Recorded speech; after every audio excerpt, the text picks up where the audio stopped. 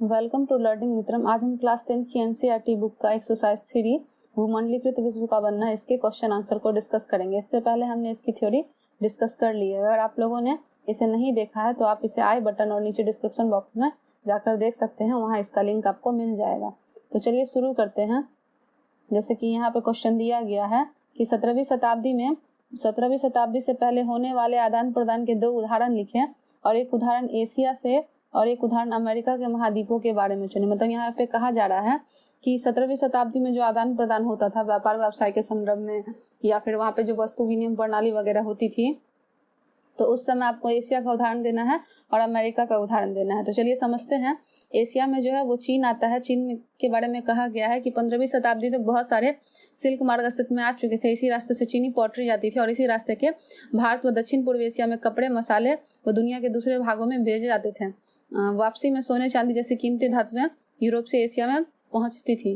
जैसा कि यहाँ पे कहा जा रहा है कि एशिया में जहाँ पे चीन है, तो चीन के अंतर्गत क्या होता है, 15वीं शताब्दी में यहाँ पे जो व्यापार व्यवसाय होता था वो सिल्क रूट के अंतर्गत होता था। मतलब जो सिल्क रूट था, यहीं से सिल्क ले जाए और लाए जाते थे। इसके अलावा जो है चीन की एक फेमस पॉटरी थी जिसे चीनी पॉटरी कहा जाता था, वो वहाँ पर बेची और लाई जाती थी। इसके अलावा जब चीनी या एशिया के लोग जो यह व्यापार व्यवसाय किया करते थे, बदले में इन्हें क्या मिलता था, सोना और चांदी जैसी कीमती धातुएं एशिया तक पहुंच जाया करती थी। अब अमेरिका के बारे में जाने की 16वीं शताब्दी में जब यूरोपीय जहाजों ने एशिया का समुद्री रास्ता खोज लिया और वे अमेरिका तक जा पहुंचे, तो अमेरिका की विशाल भूमि और बेहिसाब फसलें और खनिज पदार्थ हर दिशा में जीवन का रंग रूप बदलने लगे। आज के पेरू और मैक्सिको में मौजूद खानों से निकलने वाली कीमती धातु, खास तौर पर चांदी, ने भी यूरोप की संपदा को आगे बढ़ाया और पश्चिमी एशिया के साथ होने वाले उसके व्यापार व्यवसाय को गति प्रदान की। यहाँ पे हम जान ले कि जैसे कि आपको पता ही है कि अमेरिका जो है वो विकसित देश है, तो उसके विकसित होने के पीछे बहुत सारे कारण हैं, जिसमें कि यहाँ पे लिखा गया कि 16वीं शताब्दी में यूरोपीय जहाज क्या करते थे, तो एशिया तक समुद्री रास्ता खोज लिए थे, जिसमें कि आपने कोलंबस के बारे में जाना होगा, जिसने कि अमेरिका की खोज की थी 1498 ईस्वी में। उसके बाद जो है जब जहाज यहाँ पे पहुंच गया था तो अमेरिका से सामान सब ले जाया और लाया जाता था। अमेरिका जो है अपने गेहूं के लिए काफ़ी ज़्यादा फेमस था। उस समय जो है वहाँ गेहूं की उन्नत किस्म की फसलें होती थी। उसके अलावा यहाँ पे बहुत सारे मिनरल होते थे, जिसमें कि आपने जब चैप्टर हमने पढ़ा था तो वहाँ पे एल डोराडो के बारे में सुना था, जिसमें कि उसे सोने के काल्पनिक शहर को कहा जाता था, वहाँ पे एल डोराडो को। यहाँ पे बहुत सारे मिनरल होते थे और पूरे मतलब यूरोप में और पूरे एशिया में चांदी वहाँ से भेजे जाते थे। यहाँ यूरोप की संपदा को भी यह बढ़ाया अमेरिका ने और पश्चिमी एशिया के साथ होने वाले उसके व्यापार को भी अमेरिका ने गति प्रदान की। यहाँ पे फसल और मिनरल जो है इसके 2 मुख्य उत्पादन थे अमेरिका के। अब आगे की ओर बढ़ते हैं और दूसरे क्वेश्चन को देखते हैं कि बताए कि पूर्व आधुनिक विश्व में बीमारियों के वैश्विक प्रसार ने अमेरिका भूभागों के उपनिवेशीकरण में किस प्रकार मदद की। 16वीं शताब्दी के मध्य तक पुर्तगाली और स्पेनिश सेनाओं की विजय का सिलसिला शुरू हो गया था। उन्होंने अमेरिका को उपनिवेश बनाना शुरू कर दिया था। जैसे कि 16वीं शताब्दी में हमने जाना था कि 1600 ईस्ट इंडिया कंपनी की स्थापना हो गई थी, भारत में भी और बहुत सारे देशों में भी। तो उस समय जो भी मतलब निर्बल देश होते थे उस पर वे उपनिवेश बना लिए जाते थे, शक्तिशाली देशों के। तो उस समय अमेरिका में भी जो है अमेरिका को भी उपनिवेश बनाना शुरू कर दिया गया था। और यूरोपीय सेनाएं केवल जो है अपनी सैनिक ताकत के दम पर नहीं जीतती थी। स्पेनिश विजेताओं के पास तो कोई परंपरागत किस्म का सैनिक हथियार नहीं था। यह हथियार चेचक जैसे कीटाणु थे, जो कि स्पेनिश सैनिक और अफसरों के साथ वहीं जा पहुंचे।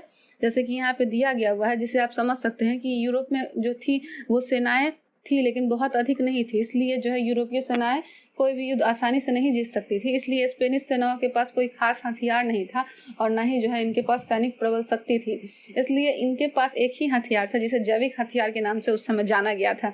यह मुख्य रूप से बीमारियां थी, चेचक और कीटाणु, जो कि स्पेनिश शासक जो है अपने साथ लेकर अमेरिका पहुंचे थे। और इसके कारण जो है बहुत दूर दूर तक चेचक और जो है स्पेनिश सैनिक और इसके अलावा बहुत सारी बीमारी थे जो कि वहाँ से एक स्थान से दूसरे स्थान पहुंच चुके थे। चेचक, हैजक, कॉलेरा, टाइफाइड, ये सब हमारे सुनने में अभी आम भाषा में समझ में आता और आम बीमारियां लगती है, इसलिए क्योंकि अब तक इसके टीके बन चुके। लेकिन उस समय 16वीं शताब्दी के समय जो है यहाँ पे टीके नहीं बने थे, इसलिए इन बीमारी के कारण जो है बहुत सारे लोग जो है मृत्यु के कगार पर चले आए थे। लाखों साल से दुनिया के अलग थलग रहने के कारण अमेरिका के लोगों में शरीर में यूरोप से आने वाली इन बीमारियों से बचने के लिए रोग प्रतिरोधक क्षमता नहीं थी। मतलब बहुत साल पहले जो है अमेरिका में किसी तरीके की बीमारी नहीं थी। मान लीजिए कि आप जानते होंगे कि अगर हम हमेशा बीमार पड़ते हैं तो एक तरीके से शरीर को उसकी आदत हो जाती है। जैसे कि घर में भी बहुत सारे लोग बीमार पड़ते हैं तो कुछ लोग स्ट्रांग होते हैं जो बीमारी को बर्दाश्त कर लेते हैं और कुछ लोग नहीं होते हैं जो बीमारी के आगे ढेर हो जाते हैं। उसी तरीके से अमेरिका की भी स्थिति थी। अमेरिका में अब तक जो है चेचक जैसी गंभीर बीमारी नहीं हो चुकी थी, इसलिए वहाँ के लोगों की शरीर की प्रतिरोधक क्षमता जो थी वो बहुत ही कम थी। तो जिस समय चेचक आ गया स्पेनिश सेनाओं के द्वारा तो अमेरिका में फैल चुका था और उस समय अमेरिका की स्थिति इससे पहले काफ़ी ज़्यादा अच्छी थी। वहाँ पे गेहूं वगैरह उगाया जाता था, मिनरल का मुख्य रूप से वहाँ पे प्रचुर मात्रा में उपलब्ध था, जिसके कारण जो एल डोराडो सोने के काल्पनिक शहर के रूप में वो जाना जाता था। लेकिन चेचक बीमारी आ जाने से वो समस्त यूरोप में फैल गई थी, अमेरिका में खासकर। तो अमेरिका के लोग जो इन बीमारियों से बच नहीं सके क्योंकि उनकी प्रतिरोधक क्षमता जो है अधिक नहीं थी। इस नए स्थान पर चेचक बहुत मारक साबित हुई और एक बार संक्रमण शुरू होने के बाद यह जो है पूरे महाद्वीप में फैल गई थी अमेरिका में, और अमेरिका की स्थिति जो है वो इस समय दयनीय हो गई थी। यहाँ तक यूरोपीय लोग नहीं पहुंचे थे, वहाँ के लोग भी इसकी चपेट में आने लगे। मतलब धीरे धीरे अमेरिका से शुरू होकर ये समस्त यूरोप में फैल गई क्योंकि इसका किसी तरीके का टीका नहीं बन सका था। इसीलिए यह बीमारी काफ़ी ज़्यादा गंभीर हो गई थी और लोगों को मृत्यु के घाट तक उतार दी गई थी। इस तरह घुसपैठियों की जीत का रास्ता आसान होता चला गया। इसे जैविक हथियार के रूप में स्पेनिश शासकों ने बखूबी प्रयोग किया और जो है इसी तरीके से स्पेनिश शासक जो है वो जीत की कगार पर चले गए और जो अमेरिका था वो पीछे चला गया। और यूरोप के तमाम देशों में जहाँ पे बीमारी फैली थी उनकी स्थिति जो है काफी ज्यादा गंभीर हो गई थी। इस तरह के से बिना किसी चुनौती के बड़े साम्राज्यों को जीतकर अमेरिका में उपनिवेशों की स्थापना हुई। इस तरीके से बल से नहीं बल्कि बुद्धि से जैविक हथियारों का प्रयोग करके चेचक जैसी बीमारी को स्पेनिश सेनाओं के द्वारा लाया गया यूरोप में और अमेरिका जो है वो पीछे हो गया और अमेरिका को अपना उपनिवेश जो है वो स्पेनिश शासकों ने बना लिया। बंदूकों को तो खरीद कर या छीन कर हमलावरों के खिलाफ इस्तेमाल किया जा सकता है, लेकिन चेचक जैसी बीमारियों के मामले में ऐसा नहीं किया जा सकता क्योंकि हमलावरों के पास उससे बचाव का तरीका भी था, क्योंकि उनके यहाँ यह बीमारी आ चुकी थी इसलिए उन्होंने टीके भी बना लिए थे। लेकिन बाकी जगहों पर यह बीमारी नहीं थी और इसके टीके नहीं बन सके थे और उनके शरीर में रोग प्रतिरोधक क्षमता जो है बहुत कम थी। इसलिए उस समय चेचक जैसी बीमारी से भी लोग क्या कर रहे थे तो मरने लगे थे।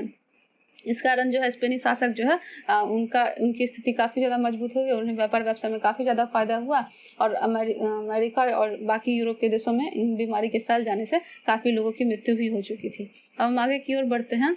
निम्नलिखित के प्रभावों की व्याख्या करते हुए संक्षिप्त टिप्पणी लिखिए। इस पर आपको टिप्पणी लिखना है। कॉर्न लॉ को समाप्त करने के बारे में ब्रिटिश सरकार का क्या फैसला था। कॉर्न लॉ जो कि इंग्लैंड में हुआ था। ब्रिटेन की सरकार ने बड़े भूस्वामियों के दबाव में मक्का के आयात पर पाबंदी लगा दी थी। जिन कानूनों के सहारे सरकार ने यह पाबंदी लागू की थी उन्हें कॉर्न लॉ कहा जाता था। खाद्य पदार्थों की ऊंची कीमतों से परेशान उद्योगपति और शहरी बंदिशों ने सरकार को मजबूर कर दिया कि वे कॉर्न लॉ को फौरन निरस्त कर दे। कॉर्न लॉ के समाप्त हो जाने के बाद जो है बहुत कम कीमत पर खाद्य पदार्थों का आयात किया जाने लगा। आयातित खाद्य पदार्थों की लागत ब्रिटेन में पैदा होने वाले खाद्य पदार्थों से भी कम थी। फलस्वरूप ब्रिटिश किसानों की हालत बिगड़ने लगी और क्योंकि वे आयातित कॉर्न लॉ की कीमत का मुकाबला नहीं कर सके थे और विशाल भूभागों पर खेती उन्होंने बंद कर दी और हजार लोग बेरोजगार हो गए।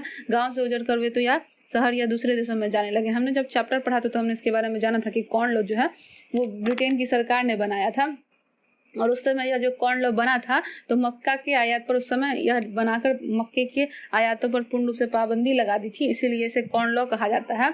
खाद्य पदार्थों की ऊंची कीमतें बढ़ गई जिसके कारण उद्योगपतियों ने मतलब इसे बाधित करने के लिए, इसे बंद करने के लिए जो है नारे लगाने शुरू कर दिए। इसलिए जो है तुरंत ही कॉर्न लॉ को निरस्त कर दिया गया और कॉर्न लॉ को समाप्त हो जाने के बाद जो है अनाज बहुत कम कीमत पर बेची जाने लगी जिसके कारण किसानों को कोई फायदा नहीं हो रहा था। उनकी अनाजें जल्द से जल्द बिक रही थी लेकिन कम दामों पर, इसलिए किसानों ने खेती करनी छोड़ दी थी और वो मतलब इंग्लैंड से भागकर जो है दूसरे देशों में शरण लेने लगे थे। हमने जब चैप्टर पढ़ा था हमने बहुत सारे पिक्चरों को भी देखा था और उसके माध्यम से भी इसको समझने का प्रयास किया था। अब चलिए दूसरे क्वेश्चन की ओर चलते हैं। जैसे कि यहाँ पे कहा जा रहा है कि अफ्रीका में रिंडरपेस्ट का आना क्या है, वही जो मतलब जानवर वगैरह का व्यापार व्यवसाय होता था उसके बारे में यह कहा जा रहा है। तो चलिए अब इसको हम पढ़ते हैं। अमेरिका में 1890 के दशक में रिंडरपेस्ट नामक बीमारी बहुत तेजी से फैल गई थी। यह जानवरों में होने वाली बीमारी थी। मवेशियों में प्लेग की तरह फैलने वाली इस बीमारी से लोगों की आजीविका और स्थानीय अर्थव्यवस्था पर गहरा असर पड़ा क्योंकि अफ्रीका में उन दिनों जो है जानवर पर लोग ज़्यादा निर्भर होते थे और उनके पास कुछ तकनीकी सुविधा नहीं थी। उनके पास इतने सारे मवेशी होते थे कि उन्हें किसी भी तरीके की सुविधा की आवश्यकता नहीं थी। एकाएक जो है इन रिंडरपेस्ट नामक बीमारी आ जाने से जो है समस्त अमेरिका में मवेशियों में यह फैल गई और उनकी जो आजीविका का साधन था जानवर और मवेशी उनके लिए यह खतरे बन गए और उनकी आजीविका और स्थानीय अर्थव्यवस्था जो है पूरी तरीके से नष्ट हो गई थी। उस समय पूर्वी अफ्रीका में एरिट्रिया पर हमला करके इतावली सैनिकों का पेट भरने के लिए एशियाई देशों से जानवर लाए जाते। उस समय जानवर की भी काफ़ी ज़्यादा मांग थी और लोग जानवरों का व्यापार व्यवसाय दूध के अलावा मांस के रूप में भी करते थे। तो बीमारी आ जाने से जो है उससे पहले इतावली में सैनिकों के पेट भरने के लिए जानवर भेजे जाते थे अफ्रीका से, लेकिन बीमारी आ जाने के बाद वे उनको नहीं भेज सके, जिनके कारण के व्यापार व्यवसाय पर भी असर पड़ा। यह बीमारी ब्रिटिश आधिपत्य वाले एशियाई देशों में आए जानवरों के भी जरिए पहुंच गई। मतलब इस बीमारी की शुरुआत कैसे हुई थी? अमेरिका में इसकी शुरुआत नहीं हुई थी। इस बीमारी की शुरुआत जो हुई वो इंग्लैंड से आई थी। इंग्लैंड में कुछ जानवर के जरिए जो है अफ्रीका में पहुंच गई थी। जो इंग्लैंड से कुछ जानवर को अफ्रीका लेके आया गया था। तो इसी तरीके से आप जैविक युद्ध ही एक तरीके से समझ लीजिए, जिस तरीके से अमेरिका में स्पेनिश शासकों ने लाया था, इंग्लैंड के द्वारा जो है अफ्रीका में यह रीडर पेस्ट नामक बीमारी जो कुछ जानवरों के द्वारा लाई गई और समस्त अफ्रीका में जानवरों में यह फैलने लगी थी। अफ्रीका के पूर्वी हिस्से से महाद्वीप में दाखिल होने वाली यह बीमारी जंगल की आग की तरह पश्चिमी अफ्रीका की तरफ बढ़ने लगी थी। 1892 में यह अफ्रीका के अटलांटिक तक जा पहुंची और रीडर पेस्ट ने अपने रास्ते में 90% मवेशियों को मौत की नींद सुला दी। पशुओं के खत्म हो जाने से अफ्रीका की रोजी रोटी जो है वो समाप्त हो गई थी, क्योंकि पूर्ण रूप से अफ्रीका के लोग जो है बिना किसी तकनीकी सुविधा के, बिना किसी सहायता से वे पूर्ण तरीके से जानवरों पर निर्भर थे। मवेशी से ही अपना व्यापार व्यवसाय किया करते थे। उनसे इन्हें काफ़ी धक्का लगा और इसके बाद जो है अफ्रीका जो है बहुत सारे विकसित देशों के उपनिवेश बन गए थे। अपने चैप्टर में जब हमने यह देखा था तो इन बातों को हमने ध्यान रखा था। अब आगे की ओर बढ़ते हैं। विश्व युद्ध के कारण यूरोप में कामकाजी उम्र के पुरुषों की मौत। चलिए अब इसे हम समझते हैं। जिस समय 1914 का प्रथम विश्व युद्ध हुआ था, इस समय लोग जोर शोर से भाग ले रहे थे। मतलब विश्व के तमाम देशों ने किसी न किसी तरीके से इसमें भागीदारी दी थी और उसमें काम जो है और आर्थिक व्यवस्था पूरी तरह ठप हो गई थी। युद्ध में बहुत सारे लोगों के मारे जाने के कारण जो है आर्थिक व्यवसाय पर इसका प्रभाव मुख्य रूप से पड़ा और यहाँ के लोग जो मारे गए थे तो उनके घरों को चलाने के लिए कोई भी व्यक्ति नहीं बचा था। ज़्यादातर स्थिति यही हो गई थी और लोगों के कामकाजी लोगों के मर जाने के कारण जो है अर्थव्यवस्था पूरी तरह निरस्त हो गई थी पूरे यूरोप में। प्रथम विश्व 1914 में हुआ था और 1919 में समाप्त हुआ। कहीं आपको ये 1918 और 1919 दिखेगा, लेकिन ज़्यादातर अब जो है 1914 से 1918 ही माने, क्योंकि बहुत सारे पुस्तकों में जो है 1918 ही दिया गया है। यहाँ हो सकता है कि मिसप्रिंट हो गया होगा, आप खुद भी चेक कर लें। यह युद्ध 4 सालों तक चला था। इस युद्ध में मशीन गिरोह और टैंकों, हवाई जहाज और रासायनिक हथियारों को बड़े पैमाने पर इस्तेमाल किया गया। मतलब यह युद्ध काफ़ी भीषण था। इसमें लोगों को नए नए हथियार से भी अवगत होना पड़ा था और इसमें बहुत सारे रासायनिक हथियारों का भी प्रयोग किया गया था। इस युद्ध में 90 लाख लोग मारे गए थे, 2 करोड़ लोग घायल हुए थे। मृतकों और घायलों में ज़्यादातर कामकाजी उम्र के लोग थे। आप खुद भी सोच सकते हैं कि कितना इस पर प्रभाव पड़ा होगा। लोगों के मर जाने के बाद जो है व्यापार व्यवसाय पूरी तरीके से ठप हो गई थी। इस महाविनाश के कारण यूरोप में कामकाज के लायक लोगों की संख्या बहुत कम थी। परिवार के सदस्य घट जाने से युद्ध के बाद परिवारों की आय भी गिर गई थी। मतलब अब कमाने वाला कोई व्यक्ति नहीं था, तो इसीलिए उनकी आय जो है वो बहुत कम हो गई थी और जीवन जो है वो बहुत ही कठिन हो गया था प्रथम विश्व युद्ध के बाद। उसके बाद आपने देखा भी था कि उसका द्वितीय विश्व युद्ध 1939 में शुरू हो गया था, 1945 तक चला था। अब आगे बढ़ते हैं। भारतीय अर्थव्यवस्था पर महामंदी का क्या प्रभाव पड़ा? 1920 की महामंदी जो है उसने समस्त यूरोप को भी प्रभावित तो किया ही था और भारत को भी प्रभावित किया था। महामंदी का प्रभाव जहाँ पश्चिमी देशों पर बड़े भयंकर तौर पर पड़ा, वहीं उपनिवेशों पर भी इसका प्रभाव जो है भारतीयों पर मुख्य रूप से पड़ा। भारतीय अर्थव्यवस्था पर इसका प्रभाव जो पड़ा उसमें व्यापारिक क्षेत्रों में कृषि उत्पादन प्रभावों में शहरी और ग्रामीण अर्थव्यवस्था का प्रभाव जो है इन सब पे पड़ा और वैश्वीकरण की प्रक्रिया जो है वो पुनः आरंभ हुई थी। चलिए अब हम इन चीज़ों को समझते हैं और आगे की ओर बढ़ते हैं। जैसे कि यहाँ पे दिया गया है कि व्यापारिक क्षेत्र पर इसका क्या प्रभाव पड़ा। तो 20वीं शताब्दी के प्रारंभिक दशकों में भारत से कृषि वस्तुओं का निर्यात होता था, सामानों का बड़े पैमाने पर यूरोप में यहाँ से सामानें भेजी जाती थी। महामंदी के कारण इसकी प्रक्रिया पर बुरा असर पड़ा। 1928-34 के बीच जो है आयात पर पूर्ण रूप से मतलब प्रतिबंध लगा दिया गया था और इसलिए जो है यहाँ के सामान जो है वो नहीं बिक पा रहे थे और इसकी आयात की प्रतिशत जो है वो बिल्कुल आधी रह गई थी और अंतर्राष्ट्रीय स्तर पर कीमत जो है वो बढ़ने लगी थी। इसलिए जो भारतीय साहूकार थे और भारतीय व्यापारी थे उनको जो है काफ़ी ज़्यादा घाटा लग रहा था, क्योंकि उनके सामान तो अगर बिक भी पा रहे थे तो इंग्लैंड के व्यापारी जो थे इन्हें सस्ते दामों पर खरीद के बाहर में ऊंचे दामों पर बेचा करते थे, जिसके कारण भारतीयों पर भी व्यापारिक मंदी पर इसका प्रभाव पड़ा था। कृषि उत्पादनों पर प्रभाव। इस मंदी के कारण उन कृषि उत्पादनों और उनसे निर्मित सामानों के पर भी भारी असर पड़ा जिनकी अंतर्राष्ट्रीय बाजार में मांग थी, यानी कि जूट और पटसन की उपज और बनने वाली वस्तुएं। इस समय टाट पर निर्यात बंद हो गया था, जिसके कारण कच्चे पटसन की कीमत जो है 60% से भी अधिक गिर गया था। जिन कृषकों ने पटसन उगाने के लिए कर्जे लिए थे उनकी स्थिति पर इसका बुरा प्रभाव पड़ा और वे अधिक कर्जदार हो गए, क्योंकि भारत से जाने वाला पटसन जो है वो मुख्य रूप से उपयोगी होता था। यूरोप के लोग जो है इसे काफ़ी पसंद किया करते थे और खरीदते थे भारी मात्रा में। जिस समय यूरोप में आर्थिक महामंदी हो गई थी 1920 में, तो उस समय भारत के जो पटसन है वो नहीं बेचे जा रहे थे। इस कारण जो है जहाँ पर ये 60% से ऊंची दरों पर बिका करता था, अब ये 60% से नीची दर पर बिके, तो बहुत सस्ते हो गए थे। इस कारण जो है बचे खुचे पटसन का भी उद्योग नहीं हो पा रहा था, इसलिए यहाँ के किसानों ने जो है पटसन उगाना छोड़ दिया था। अब आगे की ओर बढ़ते हैं। शहरी और ग्रामीण अर्थव्यवस्था पर प्रभाव।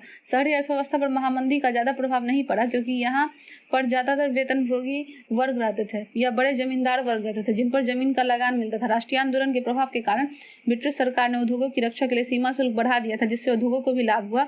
और इसके विपरीत ग्रामीण अर्थव्यवस्था पर इसका बहुत बुरा असर पड़ा। सरकार द्वारा लगान न कम करने के कारण कृषकों की स्थिति अत्यंत दयनीय हो गई, और एक ओर अपने उत्पादों की सही कीमत नहीं मिल रही थी, वहीं दूसरी ओर उन पर लगान और कर्ज का भारी बोझ पड़ रहा था। अतः ग्रामीण क्षेत्रों में भारी असंतोष का वातावरण था। इसमें कहने का अर्थ है कि शहरी और ग्रामीण व्यवस्था पर कैसे प्रभाव पड़ा। तो शहरी इलाके में जो भी साहूकार होते थे, जमींदार होते थे, ये अंग्रेज के ही अधिकारी होते थे, और इन्हें पूरी तरीके से मतलब प्रशिक्षित किया गया था कि इन्हें जो है कर हर हालत में लेना है। मतलब भारतीय किसानों की स्थिति कितनी भी दयनीय हो जाए, कर में किसी भी तरीके की छूट नहीं देनी है। तो इन लोगों ने अर्थव्यवस्था में मंदी आ जाने के बाद भी जो है अपने कर लेने में किसी भी तरीके से गिरावट नहीं की। जितना था उतना ही ये लोग कर लिया करते थे, और इन्हें किसी भी तरीके से मतलब नहीं था कि भारतीयों की स्थिति क्या है, उनके किसानों की स्थिति क्या है। इसलिए किसानों को ये लोग लूटते चले गए। इसलिए ग्रामीण व्यवस्था जो है वो काफ़ी ज़्यादा चरमरा गई थी, लेकिन शहरी लोग जो है वो काफ़ी ज़्यादा धन संपन्न ही थे। वैश्वीकरण की प्रक्रिया पुनः आरंभ। इसी मंदी के साथ भारत में कीमती धातु विशेषकर सोने का निर्यात पुनः आरंभ हो गया था। 1920 के दशक में बहुराष्ट्रीय कंपनियों की स्थापना की गई, और 70 के दशक में मध्य अंतर्राष्ट्रीय वित्तीय संस्था में परिवर्तन आया। विकासशील देश अंतर्राष्ट्रीय संस्थानों से कर्जे और विकास संबंधी सहायता लेने लगे। 50 और 60 के दशकों में बहुराष्ट्रीय कंपनियों का विश्वव्यापी प्रसार हुआ। चूंकि अधिकतर सरकारें बाहर से आने वाली थी और चीज़ों पर भारी आयात शुल्क लगाने लगी थी, अतः बड़ी कंपनियों ने अपने संयंत्रों को उन्हीं देशों में लगाने प्रारंभ कर दिए जहां वे अपने उत्पादन बेचना चाहते थे। उन्हें घरेलू उत्पादन के रूप में काम करना पड़ता था। जैसा कि हम लोगों ने देखा आगे क्वेश्चन में कि यहाँ पे लिखा गया था, और भारत में किस तरीके से इस पर प्रभाव पड़ा और हमने क्या क्या देखा। तो अब इन चीज़ों को हमने समझ लिया। अब आगे की ओर बढ़ते हैं। भारत में अर्थव्यवस्था का महामंदी पर प्रभाव जो है वो पूरी तरीके से पड़ा था। शहरी व्यवस्था जो है वो अच्छी थी, लेकिन ग्रामीण व्यवस्था चरमरा गई थी, और भारतीय साहूकारों और भारतीय व्यापारियों की स्थिति जो है अत्यंत ही दुर्बल हो गई थी, क्योंकि यूरोप में जाने वाले सामान जो है वो बिक नहीं रहे थे। इसलिए यहाँ के किसानों को अपने जो अन्न थे या फिर कोई भी सामान था उनको कम दाम पर बेचे जा रहे थे, मतलब अंग्रेज व्यापारियों को, और अंग्रेज व्यापारी उन्हें ऊंचे दामों पर बेचकर फायदा कमाते। इसलिए भारतीय व्यापारियों की स्थिति अच्छी नहीं थी, और 1920 के आर्थिक प्रभाव जो है वो पूरी तरीके से भारतीय व्यवस्था पर पड़े। अब चलिए बढ़ते हैं आगे की ओर। बहुराष्ट्रीय कंपनियों द्वारा अपने उत्पादन को एशियाई देशों में स्थानांतरित करने का फैसला। बहुराष्ट्रीय कंपनियां, जैसा कि आपने सुना होगा, जैसे कि अमेरिका हो गया, अमेरिका के बारे में हमने सुना था कि अमेरिका की जो मतलब कंपनियां हैं उन्होंने क्या किया था, तो एक कंपनी को बनाकर वो लोग क्या करते थे, समस्त देशों में उसका विकास व्यवसाय किया करते थे। कि हमने देखा था चैप्टर जब हम पढ़ रहे थे कि मान लीजिए अगर किसी लैपटॉप का उत्पादन होता है, या हम अभी भी सुनते हैं कि बहुत सारे जितने भी मोबाइल वगैरह तो वो चाइनीज और जापानीज ज़्यादातर होते हैं। तो चाइनीज और जापानीज लोग क्या करते हैं कि अपनी बहुराष्ट्रीय कंपनियां वो यहाँ स्थापित करते हैं। जैसे कि अगर भारत का उदाहरण है तो भारत में आपको MI या लेनोवो या फिर बहुत सारे ऐसे कंपनियां हैं जो चाइना और जापान की है और अमेरिका की यहाँ पे स्थापित की गई है, और यहीं से सामान जो है बेचे जाते हैं, और फायदा जो है वो भारतीय सरकारों को कम होता है और मुनाफा जो है वो विदेशी सरकार को ज़्यादा होता है। इसका अर्थ क्या है कि बहुराष्ट्रीय कंपनियां जब पहले व्यापार व्यवसाय किया करती थी प्रारंभिक काल में, तो उनको ज़्यादातर जो है सामान भेजने में घाटा होता था, मतलब ज़्यादा कर वगैरह लगता था। इसीलिए बहुराष्ट्रीय कंपनियों ने क्या किया कि अपने मतलब व्यवसाय को सभी जगह जाकर जो वहाँ पे कंपनियां खोल ली और वहीं से सामान का लेन देन किया करते थे। जैसे कि आप पेप्सी, कोका कोला, इन चीज़ों के बारे में भी अध्ययन करें। तो बहुत सारे स्नैक्स जो बाहर से बनकर आते हैं, जो अमेरिका, चाइना या जापान के होते हैं, तो वे कंपनियां यहाँ पर आकर क्या करती हैं, अपनी फैक्ट्रियां स्थापित करती हैं और यहीं से व्यापार व्यवसाय करती है ताकि वे फायदा कमा सके। यही हुआ था 1920 के भी दशक में जब बहुराष्ट्रीय कंपनी की स्थापना की गई थी। और 70 के दशक के मध्य में अंतर्राष्ट्रीय वित्तीय संस्था में बहुत सारी कंपनियां थी, जिसमें कि परिवर्तन भी आया। विकासशील देश अंतर्राष्ट्रीय संस्थानों में कर्जे और विकास संबंधी सहायता ले सकते थे। 50 और 60 के दशकों में बहुराष्ट्रीय कंपनियों का विश्वव्यापी प्रसार हुआ। हमने देखा कि 50-60 के दशकों में आते आते पूरे विश्व में जो है बहुराष्ट्रीय कंपनियां अपना जाल बिछा चुकी थी। चूंकि अधिकतर सरकारें बाहर से आने वाली चीज़ों पर भारी शुल्क लगाती थी, इसलिए बड़ी कंपनियों ने क्या किया कि अपने संयंत्र जो है उन्हीं देशों में लगाने आरंभ किए। जैसे कि बड़ी बड़ी फैक्ट्रियां वगैरह हो गई, चीज़ों पर भी आयात शुल्क वसूलने लगी। इसी कारण जो है वे अपने उत्पादन यहाँ आकर बेचते थे और घरेलू उत्पादक के रूप में काम करना पड़ता था। 70 के दशक में एशियाई देशों में बेरोजगारी बढ़ने लगी, अतः इन कंपनियों ने एशियाई देशों के उत्पादन में केंद्रित किया, जहां पर वेतन कम देना पड़ता था। चीन में अन्य एशियाई देशों के मुकाबले कम वेतन देना पड़ता था। इन कंपनियों ने यहाँ पर अत्यधिक निवेश किया और इससे अर्थव्यवस्था में परिवर्तन आया, जिससे कि विश्व के आर्थिक भूगोल को बदल दिया। हमने अमेरिका के बारे में तो जाना ही था कि अमेरिका ने बहुराष्ट्रीय कंपनियों की स्थापना की हर जगह, लेकिन चाइना उससे भी आगे निकला। आप देखें अपने घरों में कि बहुत सारे चाइनीज सामान आपके घर में रहते हैं, खासकर मोबाइल या खिलौना वगैरह जो होगा वो चाइनीज ही होते। तो वो यहाँ पे क्या करते हैं, अपने देश में जो बनने वाली चीज़ें होती हैं वहाँ के श्रमिक लोगों को, लेबर लोगों को कम वेतन देते हैं और काम अधिक लेते हैं, और वही चीज़ें जो होती हैं उनको अपने देश में सस्ते दामों पर बेचते हैं, लेकिन बाहरी देशों में दुगने दामों पर बेचकर मुनाफा कमाते हैं। यही पॉलिसी जो है वो चाइना की है, जिनसे वो क्या करता है, फ़ायदा कमा सकता है। अब आगे की ओर बढ़ते हैं। खाद्य उपलब्धता की तकनीकी के प्रभाव को दर्शाने के लिए इतिहास के 2 उदाहरण दें। 1890 तक वैश्विक अर्थव्यवस्था सामने आ चुकी थी और इससे तकनीकी में भी बदलाव आ चुके थे। खाद्य उपलब्धता पर भी तकनीकी का प्रभाव पड़ने लगा, जो कि इस प्रकार था। रेलवे का विकास अब भोजन के किसी आसपास या गांव या कस्बे से नहीं बल्कि हजारों मील दूरी से आने लगा था। खाद्य पदार्थों को एक जगह से दूसरी जगह पहुंचाने के लिए रेलवे का इस्तेमाल किया जाता था। पानी के जहाज से इसे दूसरे देशों में पहुंचाया जाता, मतलब रेलवे के विकास हो जाने के कारण जो अब सामान को ले जाने और लाने में आसानी होती थी और दूर दूर तक जो है सामान पहुंचा दिए जाते थे। मतलब इस समय जो है 1890 तक जो है वैश्विक अर्थव्यवस्था जो वो काफ़ी ज़्यादा मजबूत हो चुकी थी और जहाज़ों के द्वारा भी सामान लाया और ले जाया जाता था। नहरों का विकास हो चुका था और इसकी तकनीकी के प्रभाव के कारण हमें अच्छा उदाहरण पंजाब में देखने को मिलता है। यहाँ पे ब्रिटिश भारतीय सरकार ने अर्ध रेगिस्तानी पड़ती जमीनों को उपजाऊ बनाने के लिए नहरों का जाल बिछा दिया था ताकि निर्यात के लिए गेहूं की खेती की जा सके। इससे पंजाब में गेहूं का उत्पादन कई गुना बढ़ गया और गेहूं बाहर बेचा जाने लगा। हम समझ सकते हैं कि जिस समय इंग्लैंड यहाँ आए थे उस समय पंजाब में एक क्षेत्र था जो कि रेगिस्तानी टाइप का था, तो उसको उपजाऊ बनाने के लिए इन्होंने क्या किया, बहुत सारे षड्यंत्र बिछा दिए नहरों के, जिसके लिए इन्हें पानी की किसी भी तरीके की दिक्कत ना हो और इनका व्यापार व्यवसाय जो है वो अच्छा हो सके। और हमें यह देखने को मिलता है कि उस समय जो है गेहूं का उत्पादन पंजाब में जो है दुगुना तिगुना बढ़ गया था। रेफ्रिजरेशन तकनीक का विकास हुआ था।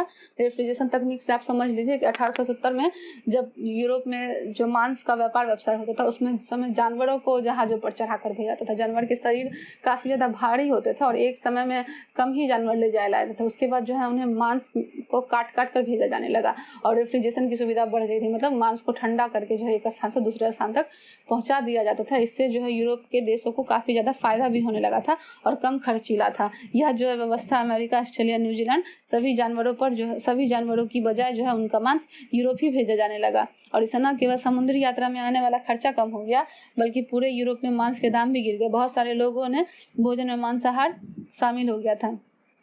अब आगे बढ़ते हैं। ब्रिटेन वुड्स सम्मेलन का अर्थ क्या था? युद्धोत्तर अंतर्राष्ट्रीय आर्थिक व्यवस्था का मुख्य उद्देश्य था औद्योगिक विश्व में आर्थिक स्थिरता, पूर्ण रोजगार बनाए रखना। इस फ्रेमवर्क ने जुलाई 1944 में अमेरिका स्थित न्यू हैम्पशायर के ब्रिटेन वुड्स नामक स्थान पर संयुक्त राष्ट्र मौद्रिक वित्तीय सम्मेलन में एक सहमति बनाई। इसी को ब्रिटेन वुड्स समझौते के नाम से जाना जाता है। सदस्य देशों के विदेश व्यापार में लाभ के घाटे से निपटने के लिए ब्रिटेन वुड्स सम्मेलन में अंतर्राष्ट्रीय मुद्रा कोष की स्थापना की गई। युद्धोत्तर पुनर्निर्माण के लिए पैसे का इंतजाम करने के लिए अंतर्राष्ट्रीय पुनर्निर्माण एवं बैंक का गठन किया गया। इस वजह से विश्व बैंक और IMF और ब्रिटेन वुड्स संस्था, ब्रिटेन वुड्स ट्वीन भी इसे कहा जाता है। इसी आधार पर युद्धोत्तर अंतर्राष्ट्रीय आर्थिक विकास को अक्सर ब्रिटेन वुड्स व्यवस्था भी कहते हैं। चलिए हम इसे समझते हैं कि यहाँ क्या कहा जा रहा है। यहाँ आपको बताया जा रहा है कि ब्रिटेन वुड्स सम्मेलन जो है वो कहाँ किया गया था। तो जिस समय पूरा यूरोप युद्ध के जंजाल में फंसा था 1914 के फर्स्ट वर्ल्ड वॉर के बाद और सेकेंड वर्ल्ड वॉर के बाद 1939 के बाद अमेरिका की स्थिति बहुत खराब हो गई थी। 1945 में सेकेंड वर्ल्ड वॉर समाप्त हुआ था, लेकिन इससे पहले जो है पूरी तरीके से यूरोप की स्थिति अत्यंत दयनीय हो गई थी और अमेरिका उसमें जो है विश्व शक्ति के रूप में उभरा था। वहाँ पे जो है बहुत सारी तकनीकी सुविधा प्रदान की गई थी। वहाँ के लोगों ने कार बनाने वाली फैक्ट्री भी स्थापित की थी, जिसमें कि लोगों ने बहुत ज़्यादा पारिश्रमिक करके जो है इसे ऊंचे की स्थान पर पहुंचा दिया था और अमेरिका उस समय कर्ज देने वाला एक देश बन गया था जो कि लोगों की सहायता कर रहा था। उसी के संदर्भ में 1944 में अमेरिका में न्यू हैम्पशायर में ब्रिटेन वुड्स नामक संस्था की स्थापना की गई, जो कि क्या करती थी, जितने भी देश हार चुके थे और जिन्हें पैसे की आवश्यकता थी वे उन्हें कर्ज देती थी और उन्हें ब्याज भी उनसे लेती थी जब समय पूरने पर। यही इसके बाद ही IMF और विश्व बैंक की भी स्थापना की गई थी, एक फंड की तरह, जहाँ पे लोग अपने फंड को जमा कर सकते थे और अगर कभी भी इस तरीके की आपदा आती है या युद्ध होते हैं तो उस समय जो है विश्व बैंक और IMF जो है इनकी सहायता करेगी और ब्रिटेन वुड्स को हम वुड्स ट्विन के भी नाम से जानते हैं। अब यहाँ पे आपसे पूछा जा रहा है कि कल्पना कीजिए कि आप कैरिबियाई क्षेत्र में काम करने वाले गिरमिटिया मजदूर हैं। इस अध्याय में दिए गए विवरणों के आधार पर हालात और अपनी भावनाओं का वर्णन कीजिए और अपने परिवारों के नाम लिखिए। जैसे कि हमने चैप्टर पढ़ा था उस समय तो एक व्यक्ति के बारे में दिया गया था, वहाँ इस पे ऐसा कहा जा रहा है कि आप अपने आप को एज्यूम करके देखें कि मैं मतादीन भारत से आने वाले गिरमिटिया मजदूर हूँ।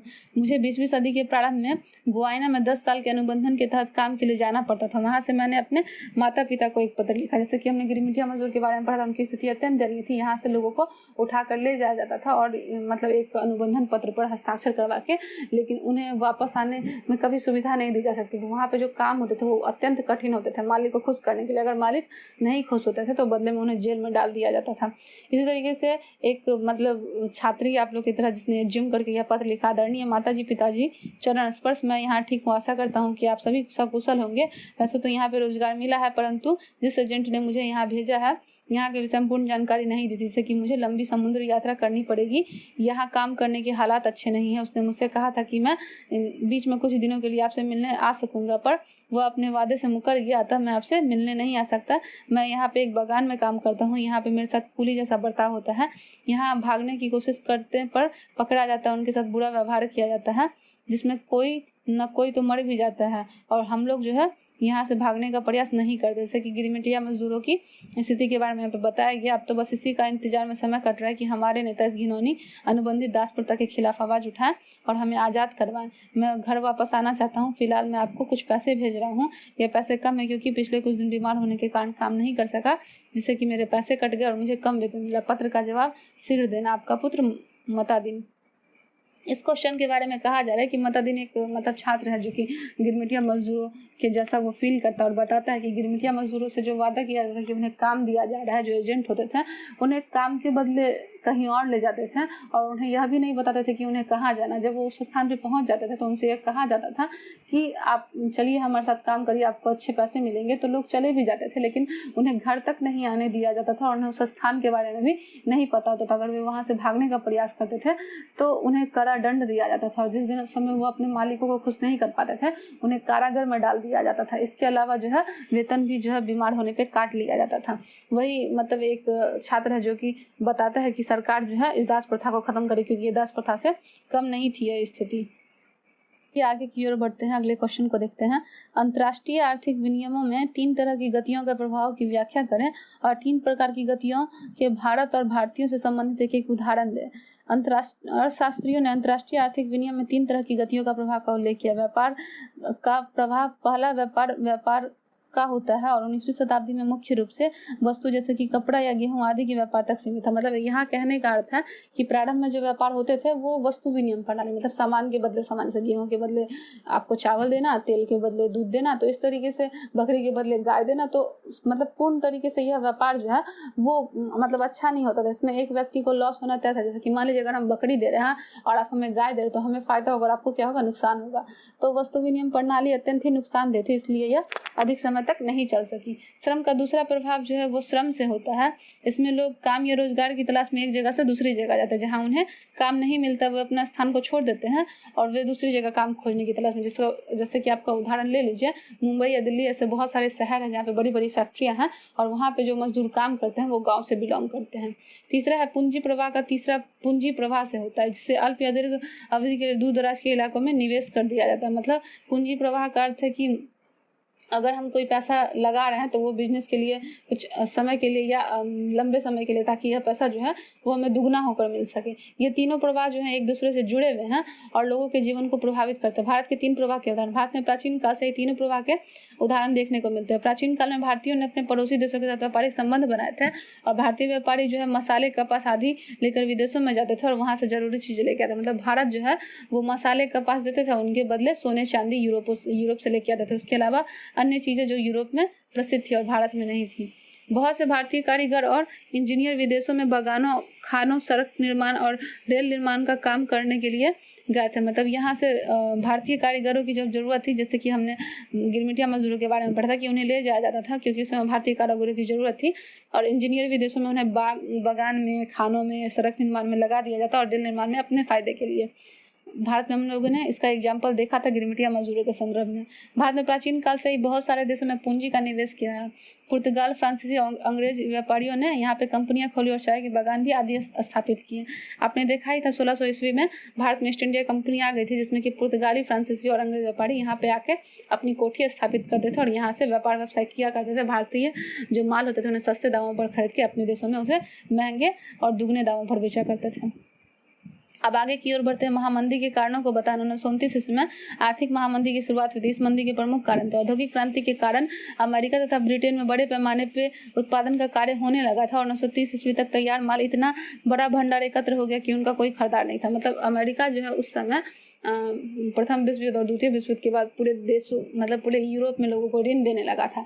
ऋण तो उसने दे दिया, लेकिन जिस समय उसकी वसूली का समय आया तो लोगों के पास पैसा नहीं था देने के लिए, इसलिए उसे काफ़ी ज़्यादा लॉस लगा था। और वो उसने क्या किया था, कार बनाने वाली बहुत सारी फैक्ट्री थी वहाँ पे, जहाँ पे बहुत सारे कारों का निर्माण कर लिया था और टीवी, फ्रिज ये सब भी बनाए जा रहे थे और लोगों को किस्त पे दिया जा रहा था। लोग खरीद तो लिए थे लेकिन इसकी किस्त जो है वे नहीं चुका पाए थे, जिस कारण जो अमेरिका की स्थिति और यूरोप की स्थिति भी अत्यंत दयनीय हो गई थी। जो अधिकतर देश जो वो कर्जदार बन गए थे अमेरिका के। कृषि क्षेत्र में अधिक उत्पादन के कारण कृषि उत्पादनों की कीमत गिरने लगी। किसानों ने अपनी आय घटाने के लिए अधिक उत्पादन करना शुरू कर दिया, किंतु इससे कीमतें और गिरने लगी। खरीदारों के अभाव में कृषि उपज पड़ी सड़ने लगी। यहाँ पे कहा जा रहा है कि यूरोप में बहुत सारे किसानों ने जो अनाज को उपजाया था उसे खरीदने वाला कोई भी नहीं था, क्योंकि उनके पास पैसे नहीं थे, जिस कारण वो सामान खरीद नहीं सकते थे और अनाज जो है वो किसानों के वो सड़ने लगे। और क्योंकि लोग खरीदारी के लिए लोग नहीं थे, उनके पास पैसे नहीं थे, इस कारण किसानों की उपज जो है वो सड़ गई और किसानों की आय भी जो है वो घट गई। संकट के पूर्व बहुत सारे देश अमेरिका से कर्जे ले लिए थे और अपनी अर्थव्यवस्था चलाते थे। 1928 के कुछ समय पहले विदेशों में अमेरिका का कर्ज $1 अरब था। साल भर में भीतर यह कर्ज घटकर केवल चौथाई रह गया। जो कि अमेरिकी कर्ज पर सबसे ज़्यादा निर्भर थे, उनके सामने जो है गहरा संकट हो गया था। 1914 और 1939 के विश्व युद्ध के बाद जो अमेरिका जो है उस समय काफ़ी ज़्यादा विकसित तो था ही और सारे देश जो निर्बल हो गए थे और इस युद्ध में पराजित हो गए थे, उन्हें वो सहायता करा था कर्ज देकर। लेकिन जब वो बहुत सारे देश उनके कर्जों को नहीं लौटा सके तो 1928 तक जो है अमेरिका का जो पूरे यूरोप में कर्ज था वो $1 अरब से भी ज़्यादा था। साल भर में जिन लोगों ने उन्हें कर्ज नहीं दिया, यह घटकर केवल चौथाई ही भर रह गया था। जो कि अमेरिकी कर्ज पर सबसे ज़्यादा निर्भर थे, उनके सामने काफ़ी गहरा संकट हो गया था। भूखमरी की स्थिति व्याप्त हो गई थी, उनके पास काम नहीं था। हमने जब चैप्टर पढ़ा था तो उसके अंतर्गत देखा था कि बहुत सारे अमेरिकी लोगों ने वहाँ के व्यापारियों को कर्ज चुकाने के लिए अपने यहाँ काम देना शुरू कर दिया था। यूरोप में कई बड़े बैंक धराशायी हो गए थे। कई देशों की मुद्राएं की कीमत बुरी तरह गिर गई। अमेरिकी सरकार इस महामंदी से अपनी अर्थव्यवस्था को बचाए रखने के लिए आयातित पदार्थों पर दुगना सीमा शुल्क वसूलने लगी थी। मतलब यूरोप में बहुत सारे बैंक जो हैं वो धराशायी हो गए थे और मतलब किसी को वो कर्ज देने के लिए सक्षम नहीं थे, क्योंकि उनके पास पैसा ही नहीं था। इस कारण बहुत सारे बैंक जो है वो बंद होने लगे थे। अमेरिका के शेयर बाजारों में शेयरों की कीमत में गिरावट आ गई। इसकी वजह से वहाँ लाखों व्यापारियों का दिवाला निकल गया। मतलब जिन लोगों ने वहाँ के देशों के साथ जो है पैसा लगाया था, उनको पैसा नहीं मिल पाने के कारण जो अमेरिका के शेयर जो है वो काफ़ी ज़्यादा नीचे गिर गए थे और उनकी स्थिति जो है अत्यंत ही खराब। चलिए अब हम आगे क्वेश्चन को देखते हैं। G77 से आप क्या समझते हैं? G77 देशों से आप क्या जानते हैं और G77 को किस आधार पर ब्रिटेन वुड्स की जुड़वा संतानों की प्रक्रिया में कहा जा सकता है, उन्हें व्याख्या करें। वे विकासशील जो द्वितीय विश्व युद्ध के बाद स्वतंत्र हुए थे, किंतु 50 व 60 के दशकों में पश्चिमी अर्थव्यवस्थाओं की तेज प्रगति से उन्हें कोई लाभ नहीं हुआ था। इस समस्या को देखते हुए उन्होंने कई अंतर्राष्ट्रीय प्रणाली के लिए आवाज़ें उठाई और अपना एक संगठन बनाया जिसे G77 समूह के नाम से जाना गया। तो चलिए हम इसे समझते हैं कि यहाँ क्या कहा जा रहा है। जैसे कि यहाँ पे बताया गया है कि प्रथम और द्वितीय विश्व युद्ध जब समाप्त हो गए थे तो उसके बाद जिन देशों को विजय प्राप्त हुई थी उनकी स्थिति काफ़ी अच्छी थी। इसमें अमेरिका, इंग्लैंड, रूस ये सारे आते थे। लेकिन कुछ देश ऐसे थे जो इनमें पराजित हो गए थे और उनके ऊपर कोई भी ध्यान नहीं दिया गया था। उनकी स्थिति अत्यंत दयनीय हो गई थी। तो उन्होंने क्या किया था कि अपना एक संगठन बनाया था जिसे समूह 77 या G77 के नाम से जानते हैं। ब्रिटेन वुड्स सम्मेलन में अंतर्राष्ट्रीय मुद्रा कोष और विश्व बैंक का जन्म भी हुआ था, जिसे ब्रिटेन वुड्स की जुड़वा संतान कहा जाता है, क्योंकि ब्रिटेन वुड्स की स्थापना पहले हुई थी और उसके बाद ही जो है विश्व बैंक की स्थापना और IMF की स्थापना की गई थी। अंतर्राष्ट्रीय मुद्रा कोष और विश्व बैंक पर केवल कुछ शक्तिशाली विकसित देशों का ही प्रभाव था। मतलब जो वीटो का अधिकार था वो शक्तिशाली देशों को दिया गया था जो प्रथम विश्व युद्ध में सफल हुए थे, जिसमें कि अमेरिका, इंग्लैंड ये सारे देश आते थे और उन विकासशील देशों को कोई लाभ नहीं हुआ। इसे ब्रिटेन वुड्स की जुड़वा संतानें विश्व बैंक और अंतर्राष्ट्रीय मुद्रा कोष की प्रतिक्रिया स्वरूप विकासशील देश के G77 नामक संगठन बनाकर नई आर्थिक प्रणाली की मांग की तथा उस पर आर्थिक उद्देश्य पूरे हो सके, क्योंकि उनका मानना था कि जो जो विश्व बैंक और IMF और ब्रिटेन वुड्स है, ये लोग सिर्फ विकसित देशों की सहायता करते हैं और विकासशील देश जो है उनकी सहायता ये नहीं करते। इसलिए इन्होंने G77 संगठन बनाए जिसमें कि वे उन लोगों को सहायता प्रदान करें जो विकासशील देश है, जिनकी सहायता G77 और जो है मुद्रा कोष IMF ने नहीं की है और ब्रिटेन वुड्स सम्मेलन ने भी नहीं की है। आर्थिक उद्देश्य से अपने संसाधनों पर उनका पूरा नियंत्रण हो और कच्चे माल के सही दाम मिले और अपने तैयार मालों को विकसित देशों के बाजार में बेचने के लिए बेहतर पहुंच मिल सके। मतलब यहाँ कहा जा रहा है कि G77 की स्थापना हो जाने के बाद विकासशील देशों को अपने सामान पर उनका अधिकार होना चाहिए, न कि उपनिवेशी क्षेत्रों के लोगों का। जैसे कि भारत पर जो है वो इंग्लैंड का उपनिवेश था, तो भारत भी यह चाह रहा था कि उस समय जो है वो स्वतंत्र हो जाए और अपने सामानों पर उनका अधिकार हो जाए और वे क्या कर सके, मतलब अंग्रेजी व्यापारियों को सामान नहीं बेच सके, वे स्वयं अपने सामानों का लेन देन जो है करें और अच्छे दामों में उन्हें बेचें। तो चलिए अब यह वीडियो जो है वो समाप्त करते हैं और मिलते हैं अपने नेक्स्ट वीडियो में। अगर आपको यह वीडियो अच्छा लगा होगा तो आप इसे लाइक ज़रूर करें, कमेंट करें और शेयर भी करें और सब्सक्राइब करें और बेल आइकन दबाकर नोटिफिकेशन ऑन कर लें। Thank you.